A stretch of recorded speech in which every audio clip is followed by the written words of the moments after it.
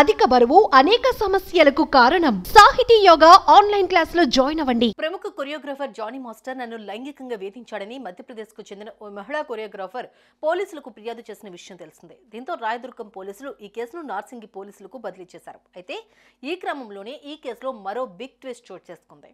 తాజాగా ఈ కేసులో జానీ మాస్టర్ భార్య పేరు కూడా తెరపైకి రావడంతో ఇప్పుడు సంచలనంగా మారుతోంది.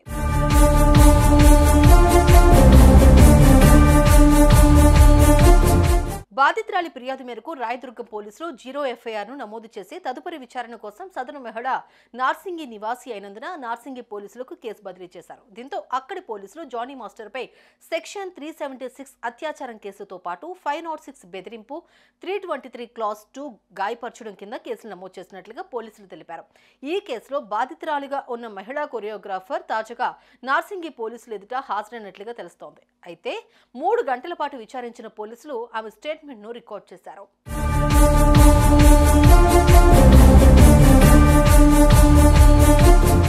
జానీ మాస్టర్ చెన్నై, ముంబై, హైదరాబాద్ తో సహా వివిధ నగరాల్లో అవుట్డోర్ చేస్తున్నప్పుడు మరియు నార్సింగిలోని తన నివాసంలో కూడా తనపై అనేక సార్లు లైంగిక వేధింపులకు పాల్పడ్డాడని సదరు యువతి తెలిపింది.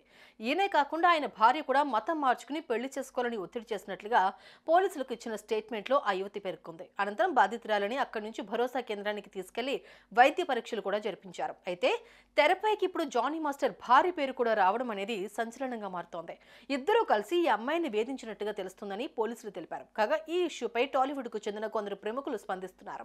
తాజాగా సింగర్ చిన్మయి రియాక్ట్ అవుతూ జానీ మాస్టర్ ఆ అమ్మాయి మైనర్ గా ఉన్నప్పటి నుంచి వేధించడం మొదలుపెట్టాడు. ఈ కేసులో పోరాడేందుకు ఆ అమ్మాయికి కావాల్సిన శక్తి చేకూరాలని కోరుకుంటున్నా అంటూ ఎక్స్ వేదికగా పోస్ట్ చేశారు. ఈ క్రమంలోనే ప్రముఖ నటి పూనం కౌర్ సైతం స్పందించారు. జానీని మాస్టర్ అని పిలవద్దు, మాస్టర్ అనే పదానికి కాస్త గౌరవం ఇవ్వండి అంటూ ఆమె ట్విట్టర్ వేదికగా రాసుకొచ్చారు.